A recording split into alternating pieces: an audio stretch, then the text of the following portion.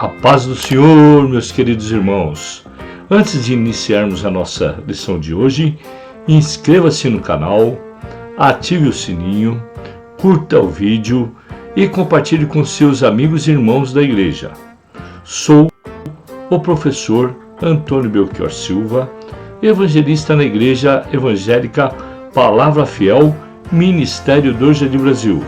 Hoje estudaremos uma importante lição que consta do livro Os Ataques contra a Igreja de Cristo, as Sutilezas de Satanás, nestes dias que antecedem a volta de Jesus Cristo, escrita pelo nosso honrado pastor José Gonçalves. A paz do Senhor, meus queridos irmãos. Sou o professor Antônio Belchior Silva, evangelista na Igreja Evangélica Palavra Fiel, Ministério do Jardim Brasil. Hoje aprenderemos a lição 3, que traz como tema a sutileza da imoralidade sexual. Terceiro trimestre de 2022, Escola Bíblica Dominical, adultos. Hoje aprenderemos nesta lição que a igreja está sob ataques de Satanás de uma forma imperceptível e de muita esperteza. Portanto, a igreja precisa estar alerta contra as sutilezas deste ataque de Satanás nesta reta final. Texto áureo. Fugir da prostituição. Todo pecado que o homem comete é fora do corpo, mas o que se prostitui peca contra o seu próprio corpo. 1 Coríntios, capítulo 6, versículos 18.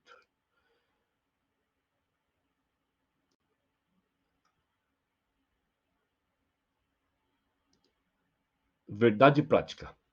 As Escrituras condenam toda forma de prática sexual fora da esfera do casamento, constituído por Deus. Leitura bíblica em classe consta de 1 Coríntios, capítulo 6, versículos de 15 a 20 e Romanos de 1, versículos 26 a 28. 1 Coríntios 6. Não sabeis vós que os vossos corpos são membros de Cristo? Tomarei, pois, os membros de Cristo e falosei, membros de uma meretriz? Não, por certo. Ou não sabeis o que se ajunta com a meretriz, faz-se um corpo com ela? Porque serão, disse, dois numa só carne.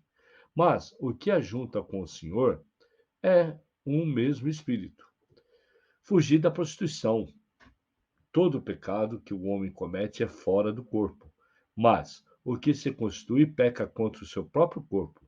Ou não sabeis que o nosso corpo é templo do Espírito Santo, que habita em vós, proveniente de Deus, e que não sois vós mesmos, porque fostes comprados por bom preço. Glorificai, pois, a Deus o vosso corpo e o vosso espírito, os quais pertencem a Deus. Os objetivos específicos de cada lição.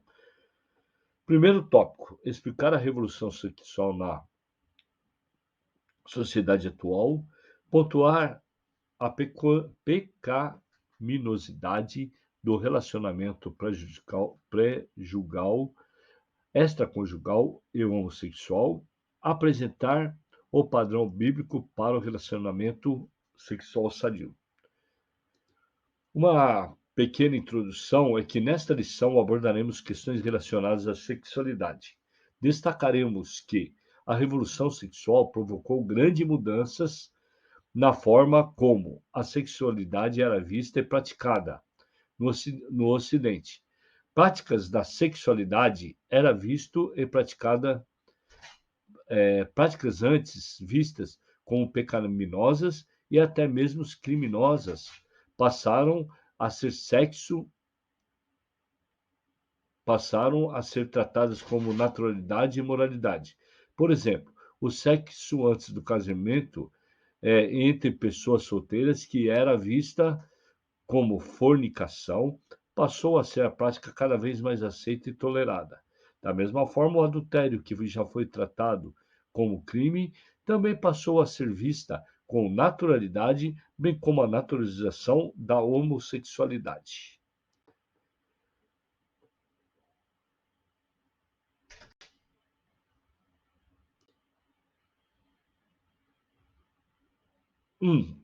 A revolução sexual. Um novo paradigma para a sexualidade, o paradigma judaico-cristão, moldou a cultura ocidental durante séculos. Dentro desse modelo cultural, os valores morais prevalecentes eram aqueles extraídos da Bíblia ou inferidos a partir dela. Nesse aspecto, a sexualidade humana era vista como algo sagrado e que, portanto, deveria ser exercida dentro dos parâmetros estabelecidos por Deus por esse modelo. Desta forma, as relações sexuais deveriam ser heterossexuais, monogâmicas, não sendo consideradas normais ou aceita nenhuma outra forma de expressão sexual. Gênesis 1:27. Havia, portanto, uma visão conservadora sobre a forma como a sexualidade deveria se expressar. 2. A quebra de um tabu. A partir dos anos de 1960, o Ocidente passa por grandes mudanças sociais. Os movimentos de contestação, principalmente da moral cristã, ganhavam cada vez mais visibilidade. Assim, com a chegada da TV, a contracultura chega com muito mais forças, de uma forma muito mais presente nos lares. Os historiadores observavam, por exemplo, que a contracepção e a nudez em público e outras formas alternativas de sexualidade, bem como a legislação do aborto, foram fenômenos que começaram a ganhar força nas sociedades ocidentais. A partir dessa época, dessa forma, a sexualidade, conforme defendida pelo cristianismo, passou a ser considerada um tabu a ser quebrado a partir dos anos de 1990. Cresce a indústria pornográfica e a relação sexual antes do casamento. Torna-se uma prática cada vez mais aceita. Sentindo a expressão, muitos dentre os evangélicos passaram a fazer concepções a essa nova modalidade. A revolução sexual entre pessoas solteiras, o relacionamento conjugal e a homossexualidade passam a ser vistas como mais naturalidade. 2. As principais distorções da sexualidade sadia. 1. A prática da fornicação. No contexto evangélico, o termo fornicação passou a ser entendido como uma prática não aceita e reprovável do sexo antes do casamento, realizada por pessoas solteiras. Contudo, o termo grego usado no Novo Testamento, porneia, que dá origem às palavras já alcunhadas na língua portuguesa como pornô, pornografia, etc., possui um gênero muito mais amplo. Significa qualquer tipo de ato sexual considerado pecaminoso, incluindo o adultério, a prostituição, a impureza e a fornicação. Na verdade, porneia classifica as palavras prostituição e fornicação como sinônimas. Em 1 Coríntios 6,18, Paulo usa o termo como sentido de fornicação e prostituição, considerando como prática pecaminosa e extremamente maléfica para a vida cristã. 2. Adultério. Não é crime, mas é pecado. O adultério já foi considerado crime pela legislação brasileira até a revogação da lei que o regulamenta. Hoje, não é considerado mais um crime, contudo, à luz da Bíblia, não deixou de ser um pecado. A Bíblia Sagrada reprova veementemente a prática do adultério. 3. Homossexualidade, uma contradição da ordem natural. Os cristãos, que têm na Bíblia sua única regra de fé, compreendem que a homossexualidade como um comportamento adquirido e não como um determinismo biológico. Não há nenhum dado científico confiável que diga que a homossexualidade seja genética. Em outras palavras, não há como dizer que alguém nasce homossexual. A homossexualidade é um comportamento adquirido E vários fatores fazem parte desse processo, por exemplo, o caso dos gêmeos idênticos comprova isso. A realidade tem nos mostrado, e as pesquisas confirmam, que há gêmeos em que um é homossexual e o outro não. Se a homossexualidade fosse genética, isso jamais aconteceria. Em outras palavras, os gêmeos seriam homossexuais, pois possuem a mesma constituição genética. Assim, os cristãos conservadores que amam a palavra de Deus e o corpo de Cristo entendem que a reprovação da prática homossexual se dá por conta de esta ser contrária à ordem natural da criação, conforme registrado na Bíblia, e não um fruto de preconceito. Gênesis 1, 2, Romanos 1, 26, 1 Coríntios capítulo 6, versículos 9 e 10, e 1 Timóteo 1, capítulo 1, versículo 10.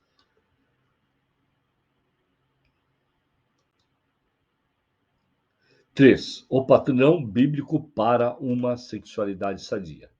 1. O sexo atende uma necessidade da criação. Uma das principais razões para a prática sexual está associada à procriação.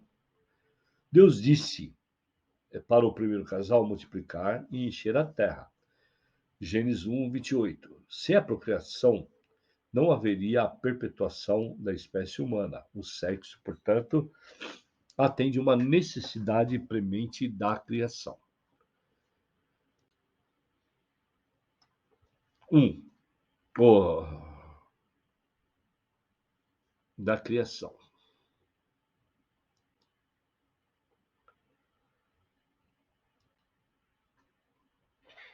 2. O sexo como complementação e satisfação. Para além da procriação, o sexo deve atender à necessidade de complementação e satisfação. A Bíblia não condena a prática sexual quando ela é experienciada dentro dos limites que o Criador estipulou, o casamento.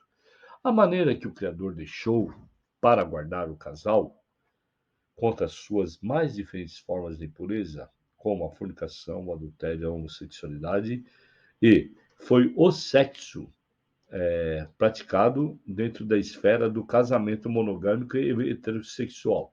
Contudo, convém dizer que o sexo no casamento não deve ser visto como um fardo, mas um espaço no qual um se complementa o outro. Também não se deve ser visto apenas como um dever ou obrigação a ser praticado de forma mecânica e sem amor. Deve ser feito com amor, de forma que o casal se sinta satisfeito e realizado. Provérbios capítulo 5, versículos 18 e 19. 3. O pastoreio cristão e a prática homossexual. Mesmo reprovando o comportamento homossexual por ser incompatível com os valores cristãos, a igreja não deve, de forma alguma, deixar de enxergar a pessoa como homossexual como alguém que foi feito à imagem e semelhança de Deus, Gênesis 1, 26, e que, portanto, também por ele amado, João 3,16. Mesmo que tenha sido desbotada pelo pecado, contudo, nenhum homem ou mulher deixou de ser a imagem de Deus e, como tal, devem ser vistos e respeitados como pessoas.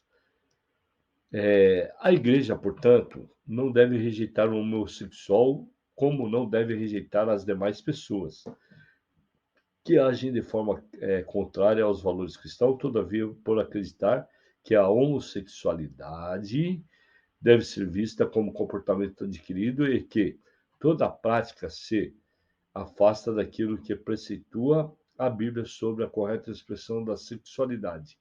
Ensina e ordena o abandono e a abstinência da prática por parte daqueles que se convertam na fé cristã. A igreja crê e defende que qualquer forma de expressão sexual fora do casamento ou praticada por pessoa do mesmo sexo e mostra nas Escrituras como pecaminosa. Por outro lado, acredita que o Evangelho é poderoso para transformar todo que crê em Jesus como Salvador, e isso inclui os homossexuais. Conclusão. Nesta lição, aprendemos sobre três principais desvios do modelo de sexualidade bíblica: a fornicação, o adultério e a homossexualidade. Essas três práticas pecaminosas têm ganhado cada vez mais espaço na sociedade nas últimas décadas. Muitos crentes têm negligenciado o ensino bíblico e também se rendido a essas sutilezas pecaminosas. Qualquer prática sexual fora do casamento bíblico traz consequências morais e espirituais. Deus quer que vivamos o sexo no padrão por ele estabelecido, o que de fato vai nos fazer realizados e planificados.